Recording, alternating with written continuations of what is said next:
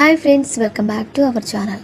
ఈరోజు మీరు చూడబోయే ఈ వీడియోలో వృషభ రాశి వారి గురించి మీకు తెలియని 15 నిజాల గురించి తెలుసుకుందాం. ఈ వృషభ రాశిలో జన్మించిన వారు తమ కుటుంబం యొక్క బాధ్యతలను స్వయంగా చూసుకుంటారు.